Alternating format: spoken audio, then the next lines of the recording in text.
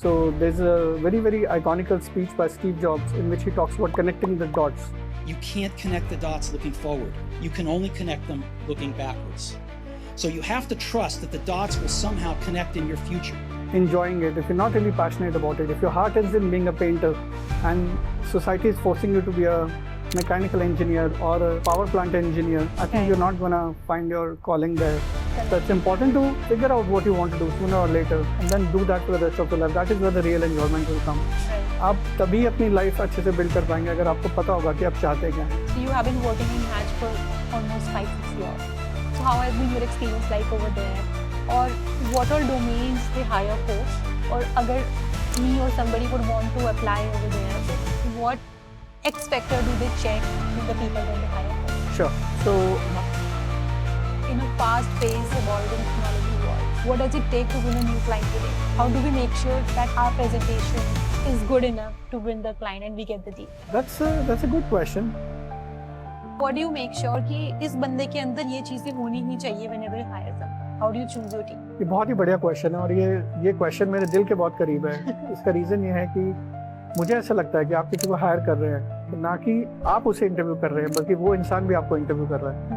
It is very important to be absolutely transparent in the first interview itself. So a person is going to invest the next couple of years of his career, and when you also hired some person, you're likely hiring him for the next couple of years at least. So you want to make sure that there is compatibility between the two parties. Hello guys, I'm back again with another exciting episode on Level Up with Vanya. I hope आपको हमारे guest जो हम लेकर आ रहे हैं आपको पसंद आ रहे होंगे. Please keep dropping your comments कि कौन से गेस्ट के साथ आपको सबसे ज़्यादा मज़ा आ रहा है. So guys, आज के जो हमारे गेस्ट हैं, he has 25 plus years of experience. He is the country head and director at Hatch. The name is Mr. Puneet Vadwa. He'll tell you about the recruitment industry और कैसे आप Hatch में apply कर सकते हैं if you want to apply for the job there. And if you are the mechanical engineering student or just passed out and you are stuck कि आपको अपने future में क्या करना है, then this podcast is for you. And if you want to move to the client-facing roles in future and you are stuck how to handle the situations, this podcast is for you. So guys, let's move forward and let's welcome our guest today. And let's get started. So guys, as I told you, आज हम बहुत सारे energy sector की बात करने वाले हैं, entrepreneurship की भी बात करने वाले हैं और इसके अलावा क्लाइंट्स को कैसे फैच करना है, उनको कैसे प्रेजेंट करना है और कैसे क्लाइंट को एक्वायर करना है, वो सारी बातें हम पुनीत से जानने वाले हैं. सो लेट्स वेलकम, बिना देरी करे. Thank you, Puneet, for being here and taking time. Thank you so much, Vanya. It's a pleasure to be on your channel and I'm looking forward to interact with the viewers and hopefully share a part of my journey. Yeah, सबसे पहले आप अपनी journey के बारे में बताइए. I read your profile and I saw कि आपने पहले खुद की कंपनी भी स्टार्ट करी from a founder to a consultant and now leading the team and working as a director in Hatch. तो कैसा आपका जर्नी रहा है? Must be a roller coaster ride. Exactly, my journey has been a roller coaster. बहुत early stage of career से मैंने हमेशा believe किया कि doing the right thing at the right time is what takes you places. So there's a very, very iconical speech by Steve Jobs in which he talks about connecting the dots. So I've always looked at the dots going backward and they always made sense. So when I started my career, I didn't know what I was doing and why I was doing it. But over the years, the decisions I took and the steps I followed all fell in place. Wow. So just to kind of talk a little bit about my journey, I started out as a mechanical engineer. And I did that because my dad was a mechanical engineer and I wanted to be like him. And I joined the family business soon after my engineering.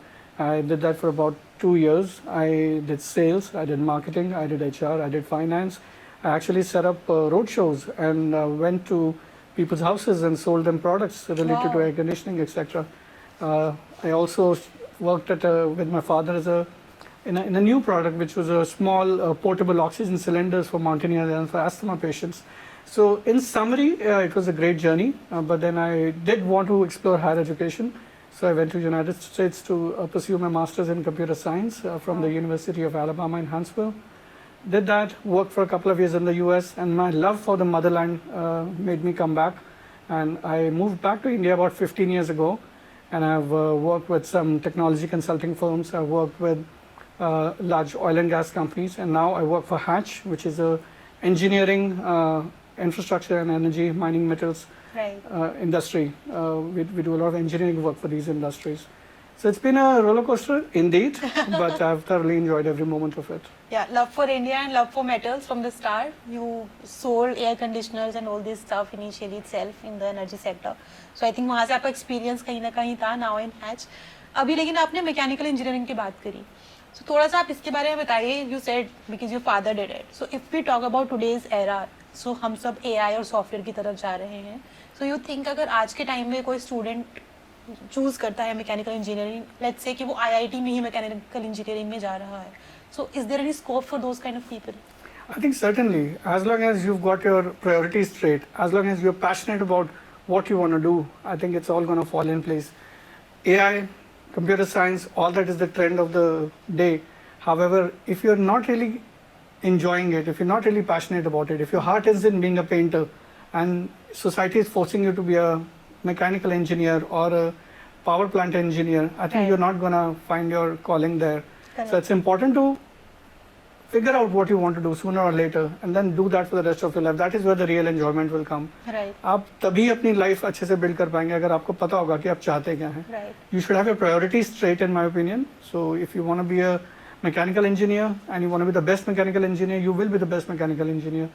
But if you want to do something else and are forced to fit into some other box, you may not do so well. Correct. That's my opinion. But आपको 25 years का experience है almost in this industry, तो आप थोड़ा सा एक road map तो बताइए उन स्टूडेंट्स के लिए जो इस साल मैकेनिकल इंजीनियरिंग में जाने वाले हैं and once they will pass out, so उनको इन 4 सालों में कैसे खुद को प्रिपेयर करना चाहिए for the market and what are the possibilities for them once they come out, तो क्या वो चीज़ें उनके एक्सप्लोर कर सकते हैं बाहर आके for the job?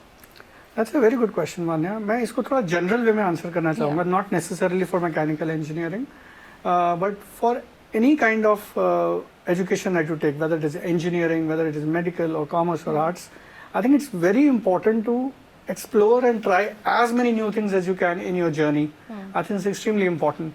For example, if you are doing mechanical engineering and you want to be a really good mechanical engineer, try getting an internship, try getting a mentor, talk to people, shadow people about what kind of things they do. So if you want to be the best mechanical engineer or the best computer science engineer that they can be, talk to somebody who's already been there and done that, and see if you really want to do it before you do it. I'll just give you a very simple example. I have a daughter who's about 16 years old, and she doesn't know what she wants to do, but she was asking me, what should I do? Similarly, when I asked my father, what should I do? And I told her, try different things. So she tried her hands at commerce, law, science. She did so many things. She exposed herself to internships over the summer, and she decided that she always wanted to be a lawyer, but may not be the right thing for her as of now. She always wanted to be an engineer, but may not be the right thing for her now. So the idea of exposing her to so many opportunities and letting her choose what she wants to do before she actually does it is what makes the difference. Right. Wow. I mean, amazingly explained. So आपने अपना your education has been from US as well, you just mentioned. Correct. So what difference have you faced over there in the education system? Because आप देखोगे कि बहुत सारे लोगों का ये ड्रीम होता है कि मेरे को MS करनी है बाहर जाकर, like US से, UK से. So did you think कि it's worth it? I think it's definitely worth it. Now that there are a lot of opportunities in India also. Back when I was doing it, US was the mecca of higher education, and so many other countries as well.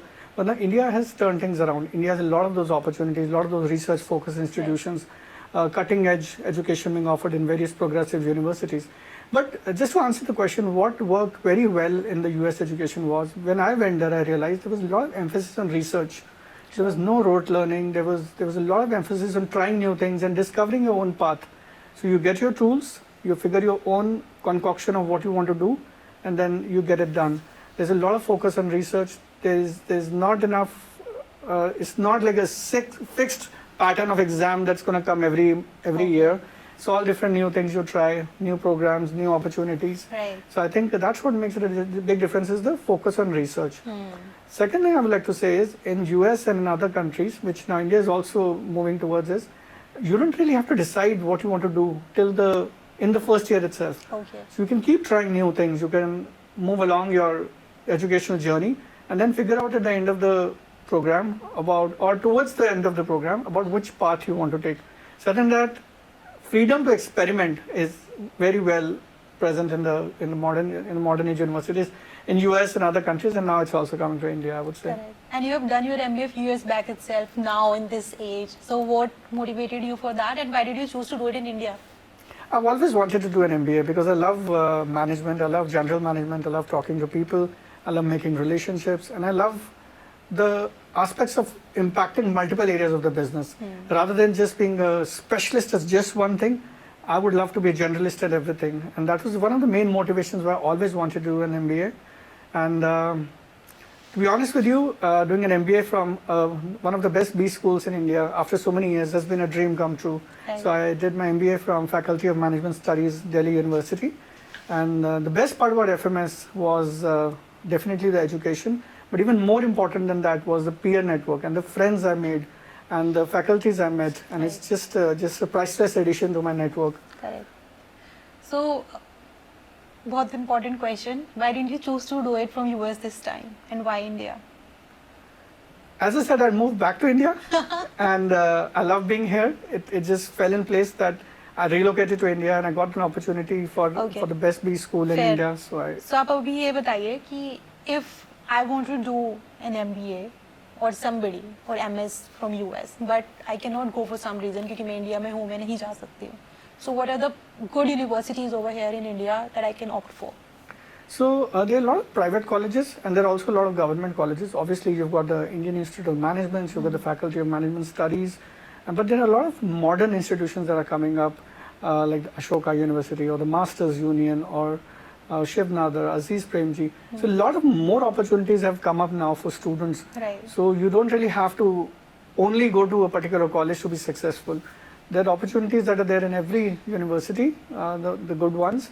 But the idea is to play around, experiment. Correct. जितना आप try करेंगे, जितना आप opportunities को pursue करेंगे. So the main mantra is raise your hand Right. at every opportunity you get. The more you raise your hand, the more opportunities you expose yourself to, the more you learn and grow. So I believe college doesn't matter. You matter, like how eager you are and how well do you want कि मुझे ये करना ही है, मुझे सीखना ही है. I think it's up to you now. And how well you want to develop your skills, correct? That's a very interesting question, Vanya. And I'll answer that. I won't say the college doesn't matter or the person doesn't matter. The person does matter, definitely. So if you go to the best college and you're not the right student, you may not do well. But even if you go to the worst college and you're the best student, Right. you may or may not do well. So I think where a good college adds value is not just the education, but also the peer network and the people you graduate with, because all your friends who are graduating from the best universities, tomorrow they'll be the leaders of the society, they'll be leaders of multiple business organizations, and your peer network would be just immense. However, if you go to an average university, which is also fine, but if you are the best student there, that also opens a lot of doors, because you've availed whatever best you could have had at that time and made a difference out of it. So I think both are very important. Amazing. So Puneet, थोड़ी सी हम hatch की बात करते हैं. जी. So you have been working in Hatch for almost 5-6 years. So how has been your experience like over there? Or what all domains they hire for? Or अगर me or somebody would want to apply over there, so what X factor do they check in the people when they hire for? Sure. So Vanya Hatch is, as I said, an engineering, infrastructure, mining metals, energy kind of industry. That's our core business. Right. So we do hire a lot of engineers, whether it is mechanical engineers or structural engineers or rail engineers or electrical, instrumentation, automation, etc. So we do hire engineers from across the domain, but we also are a very well diversified company. So we not only do work in engineering, but we also do work in digital space. We also do work in advisory services, which is like the consulting arm. We also do a lot of work in environment, sustainability and climate change. So it's a very well diversified company. So the opportunities are immense. So I think the best way to pursue an opportunity at Hatch is to just look at the opportunities that are out there in Hatch. What does Hatch do? Do your research. In fact, for any company before you apply, you should always do your homework, what the company does and whether or not you would be a good fit for the opportunities in that organization. And once you've figured out what you want to do there, then you can explore, talk to people, connect with people on LinkedIn and see if an opportunity for you there makes sense. It's very difficult to find a job through bulk applications, like going to every job ad and applying from there. Right. However, I think if you focus and if you put your energy in the right place, I think 2 months is what it would take to find a dream job. Correct.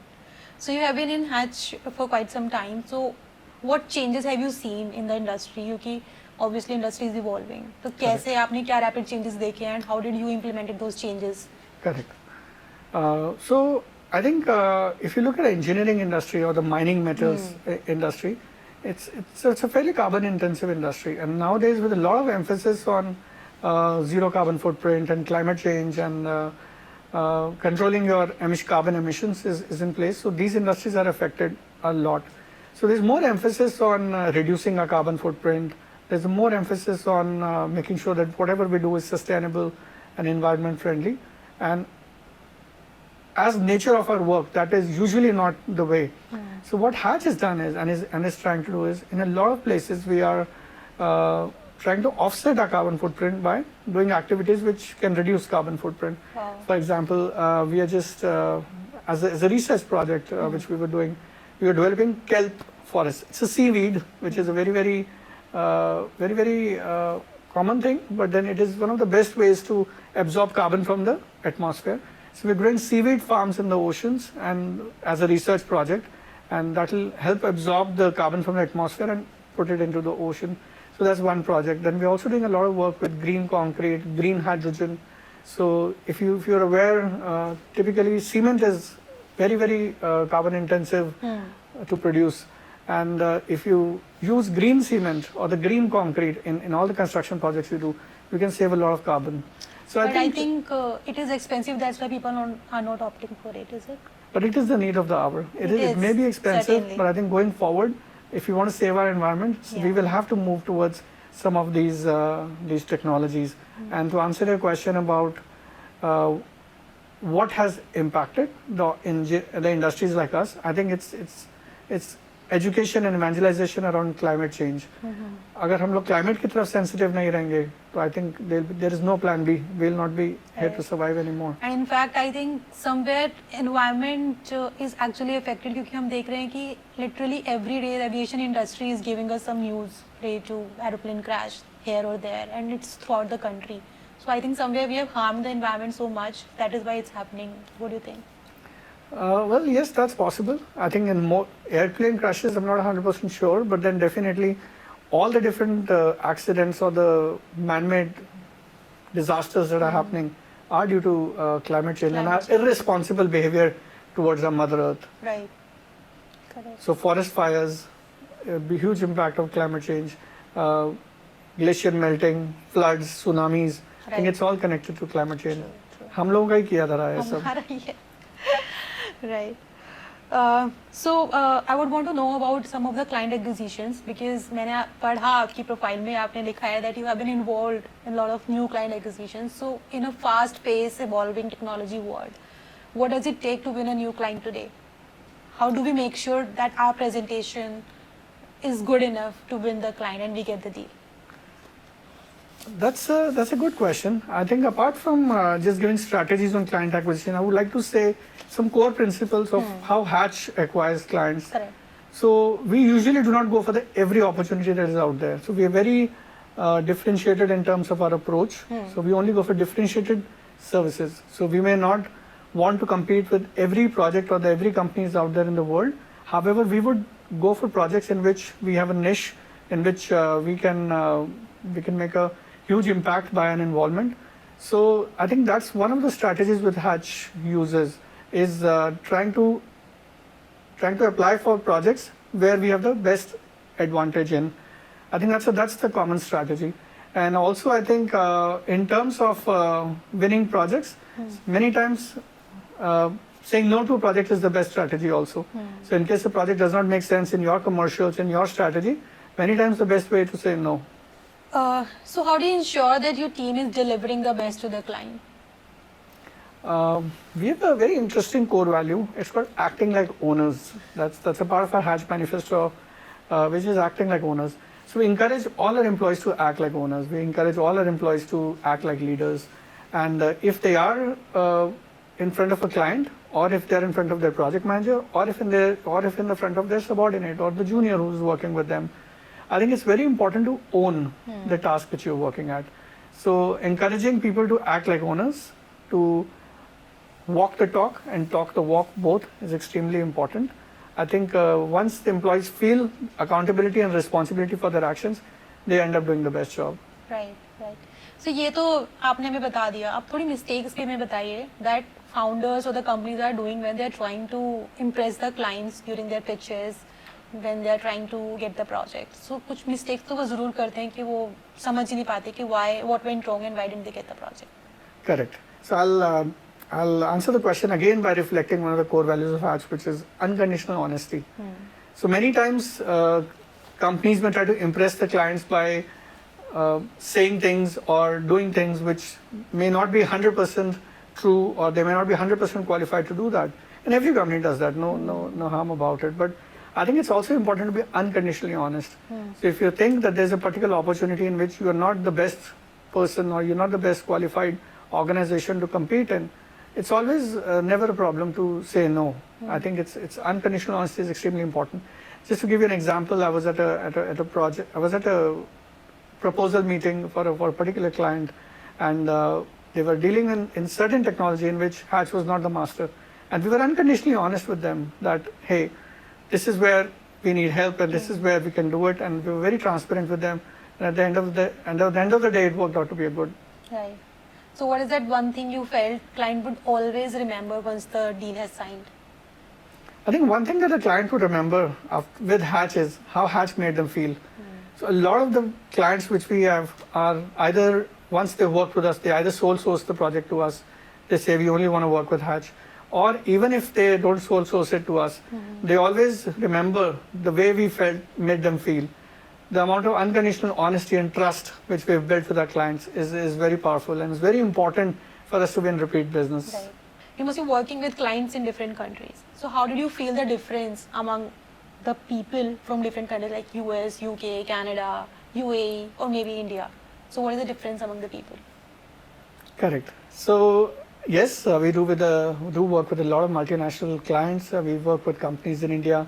We work with companies abroad in Australia, South Africa, Canada, US, so on and so forth. So not only do we work with a lot of clients, but being a global company, we have worked with a lot of internal stakeholders itself. So as a part of being a very well-diversified company, at an average meeting, we have Canadians in the room, we have South Africans in the room, we have Indians in the room, we have Americans in the room, and the whole discussion is very multicultural. I think what makes sense and what works best is to have good communication skills and good cross-cultural understanding. So once you've got your understood what the other person is trying to say, and you're able to communicate your answer in such a way that it makes sense and it is appropriate, I think that's what the best recipe is. And do you have to have different strategy for different countries?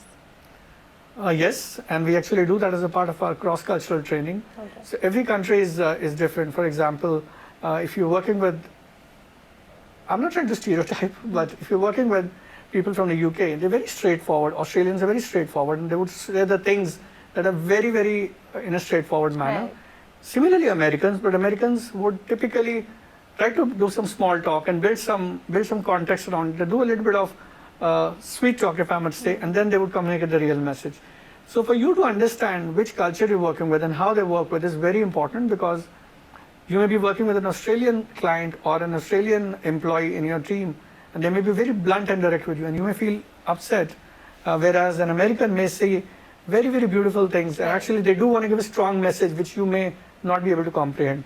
So I think it's very important to understand the various cultures of not just clients, of not just employees, but just generally how different cultural equations work in order to be successful. So थोड़ी सी hiring पे आ जाते हैं. बिल्कुल. And I am sure throughout your journey you must have been involved in the hiring in all of your companies, and you must be choosing the people in your team. Correct. So what do you make sure कि इस बंदे के अंदर ये चीजें होनी ही चाहिए whenever you hire someone? How do you choose your team? ये बहुत ही बढ़िया क्वेश्चन है, और ये क्वेश्चन मेरे दिल के बहुत करीब है. इसका रीज़न ये है कि मुझे ऐसा लगता है कि आप किसी को हायर कर रहे हैं तो ना कि आप उसे इंटरव्यू कर रहे हैं, बल्कि वो इंसान भी आपको इंटरव्यू कर रहा है. So it is very important to be absolutely transparent in the first interview itself. So a person is going to invest the next couple of years of his career, and once you also hired some person, you're likely hiring him for the next couple of years at least. So you want to make sure that there is compatibility between the two parties. So many people who have walked into interviews with me in the room, and they sometimes have multiple offers, and I genuinely ask them, so you have that other offer, and what are you going to be doing there?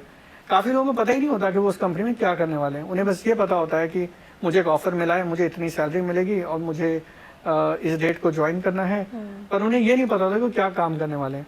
So the strategy which I follow differently is I educate all the employees with at least a 5-minute sales talk, if I may call it a sales talk, about not just about Hatch, but the work they will be doing, the impact they will be making to the organization and to the society at large. Once you've educated an employee and once you've broken the ice with them, that is when the true picture comes out. Correct. So I think when it comes to identifying an employee, the number one thing I look for is honesty and attitude. Because I think the technical skills can be taught, but you cannot really teach good attitude to somebody who's not had it over the years. So that's extremely important. Doing your company's presentation and talking to them about what they're stepping into is extremely important. But number one thing when it comes to hiring or replacing is attitude. Everything else can be replaced, but a person with a good attitude is an asset to have. Okay. Fair. So अगर candidate perspective से देखा जाए, if they have an offer from Hatch, for example, and they have 3 more offers from similar companies in an energy sector, how should they compare and how should they choose which company to choose in general? I think the best way to have a good choice between multiple offers is to look at a complete picture rather than just comparing salaries, rather than just comparing HR benefits. I think it's best to look at the complete picture. You might want to look at subtle signs like culture of the company. So if you have 3 offers and 2 of them are from a very well-paying engineering industry or any industry, however, they both have very horrible work culture. You may not last that long over those companies, in those companies. So I think the best part is to evaluate the complete picture and then take an educated decision. Hatch is very well known for its culture. Any employees who joins Hatch usually stays for many years. And in case they leave, they always do try and come back to us. So I think that's the great culture we've built over the years. I think it's extremely important. So whenever an employee, just to answer the question, is having multiple offers, the best way is to look at the whole picture and figure out where your priorities stand. If your priority is money, go for the highest paying offer. If your priority is a well-balanced life, go for a company that offers you a mixture of compensation as well as benefits, as well as culture. Money is important in my opinion, but at the same time, it has to be a well-balanced decision. But how can they get the insiders of the companies, what the work culture is actually about? Probably it's only on the social media or on papers or what it's reflecting, but actually it's not true. Very simply by asking questions. Talk to an ex-employee, talk to the manager who are hiring you. So when I said an interview is a two-way interaction, why don't the candidates interview the manager itself? Okay, tell me more about your company. What's the best part about company? What does your culture look like? Ask that to the manager, ask that to an ex-employee, ask that to a current employee, and then you can form a picture of what the truth is.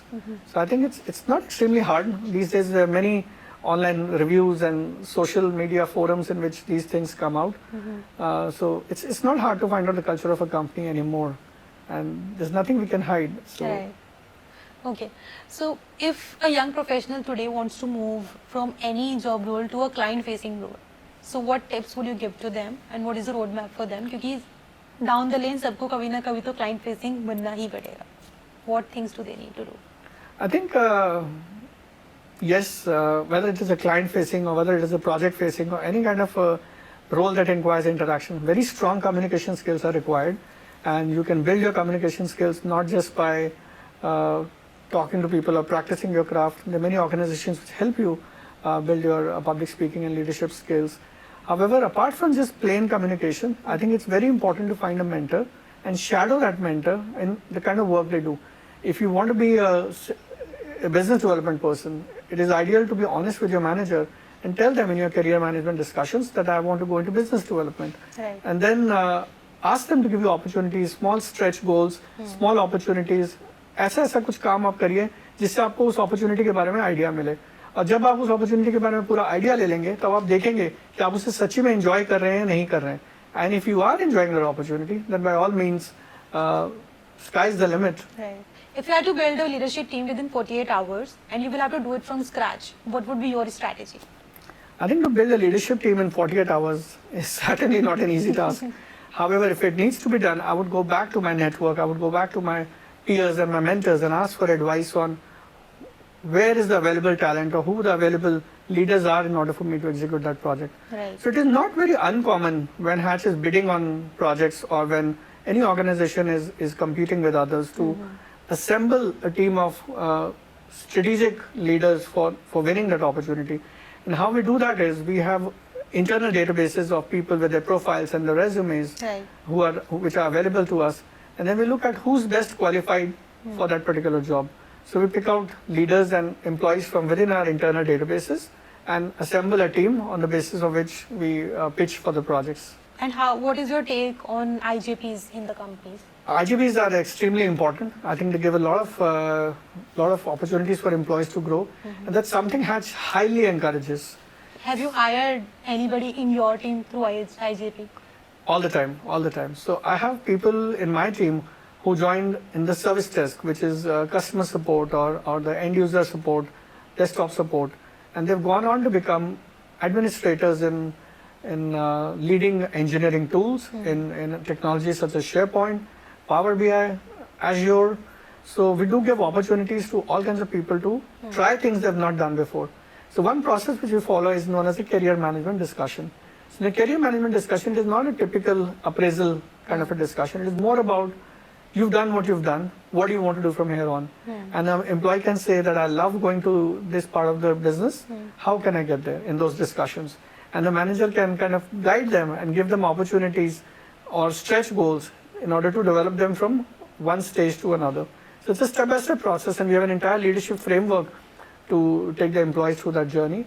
But I think we strongly encourage that, and you'll very easily see people who started out with the company in a very, very small or basic role, going on to become directors and senior vice presidents and so on and so forth. Got it. So what is the process of applying for jobs in Hatch? Is it like are they only posting on their company's website or somewhere else as well, or they're outsourcing to the vendors? Typical to most companies, Hatch usually advertises positions first on the Hatch website, and in parallel they're also published on LinkedIn and on other portals. The best way to apply is to look at the Hatch careers page, look at what opportunities are out there, and I think irrespective of Hatch, even if you were to find any organization which would give you a dream job, I think the best way to do that is identifying your dream job first. Before you look at open positions, identify which organization is best for you, what you want to do, and then try and connect with those people on LinkedIn and or on any other social media platform, and gently ask for, hey, I'm just looking for advice on how to do this opportunity. आप सिर्फ ये पूछिए कि मुझे इस role में interest है, मैं वहाँ कैसे पहुँच सकता हूँ. आपको ये पूछने की जरूरत नहीं है आपके पास ये रोल है या नहीं. You just ask for advice and not for a job. I think that's the best way to pursue a job. And does Hatch hire freshers as well? Hatch does hire a lot of freshers and graduate engineers. So we hire people from campuses. We also hire people from the job market, people who are fresh out of college, but they've not got a campus job. So we do give them those opportunities, and yeah. Okay. And if somebody is experienced and is applying in Hatch, is it important for them to be coming from the same industry, like from the energy or from the infrastructure industry or metal industry? Or it depends or vary based on profiles? Vanya, I think that would depend on the role on which they're interviewing. So if it's a very, very specialized role, let's say hydropower or engineer or let's say a power transmission engineer, you would need to have a lot of experience in that area. However, if it's for more of a generalist role, I think you can, if you have a general experience of a particular industry, for example, we hire software engineers and we hire quality assurance specialists. But we always do not need to hire from the engineering industry because those skills are transferable. Correct. So as long as you've got the skills, I think you can learn the domain in a short period of time. But if it's a very specialized role, then I think for that you need years of experience. Right. So what is the next big disruption that you think is coming to the energy sector that we are not prepared for till now? I think the biggest disruption is going to be in changing dynamics and organizations' focuses on energy transition and sustainability. I think that's one area the whole mankind needs to focus on, and not just organizations like us, is making sure that we are responsible in our carbon footprint, in our environmental responsibilities, Right. even if it's something as simple as switching off the lights before you go out of the room, even if it is as simple as not using the air conditioners at a high temperature, at a lower temperature. Simple things like those, to more complex things like making sure that we use sustainable sources of energy, solar power, hydropower, making sure that whatever we do in our industries, for example, usage of green concrete instead of conventional concrete, usage of green hydrogen in projects, I think that's a disruption, or that's the way the things are going to change in the future. Right. So when you joined Hatch, then you were in some other position, but then you became the country head. So does it fascinated you that you have become the country head now? Does it matter actually what kind of title or position you're getting? As far as I'm concerned, it does not really matter to me. I was prior to my current role, I was leading the IT and the digital team at Hatch, which was a group of about 150 odd people, doing a lot of cutting edge work. I really enjoyed that opportunity.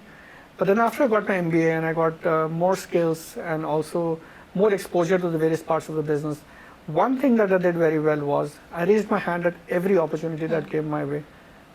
Even though I was a software engineer early in my career, even though I was a project manager a little bit later, but I was raising my hands for every opportunity, whether it came to office management projects, facilities, HR, finance, recruitments, even very small things which a person would not perceive as important for their career. I said yes to those opportunities, and they all came in handy when I was applying for this role.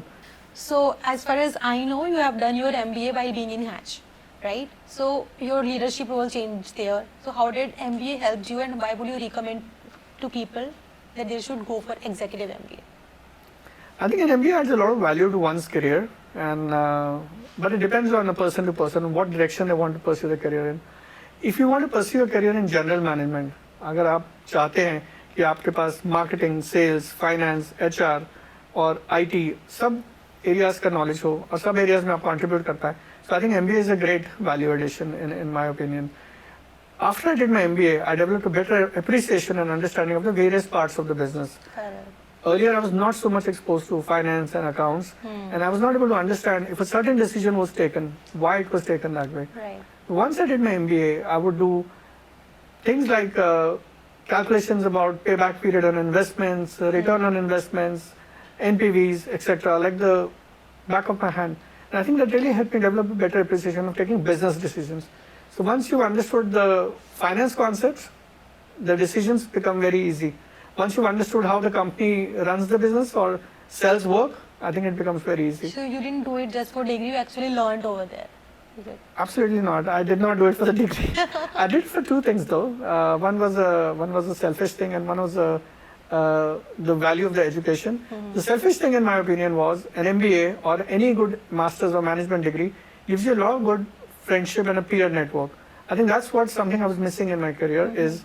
When I was doing my undergraduate education, all my friends were left behind in the city where I did it. When I was in the US, all my friends were there in the US when I moved back. But I did not really have a strong network or a peer group in India or in New Delhi. Right. But after I did this MBA, I managed to find a lot of good network. I was interacting on a daily basis with founders of Radio Mirchi, with Reliance Jio. They all were my mentors. Nice. Friends like who've been officers in the Indian Navy, friends who've been doctors and lawyers and people in the Indian Revenue Services and sales, and I've made so many friends, and this peer group has really helped me a lot in elevating my career at not just at Hatch but my personality in general. Right. Wow.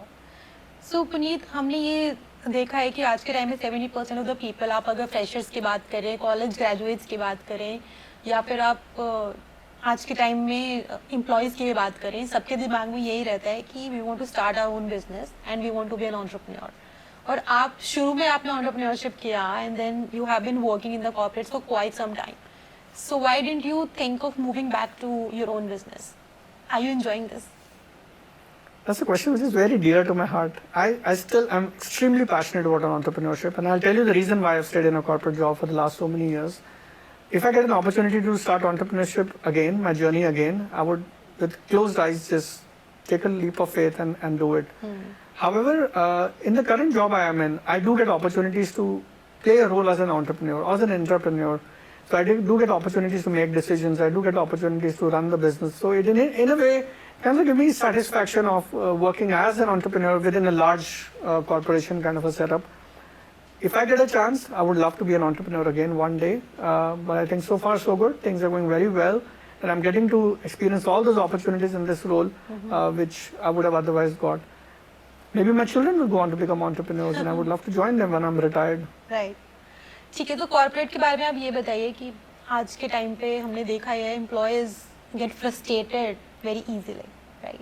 But आपने अपना एक stability maintain करके रखा throughout the years, right? So what are the things that you think लोगों को ये लगना चाहिए if you are working in corporates then you are at the right place?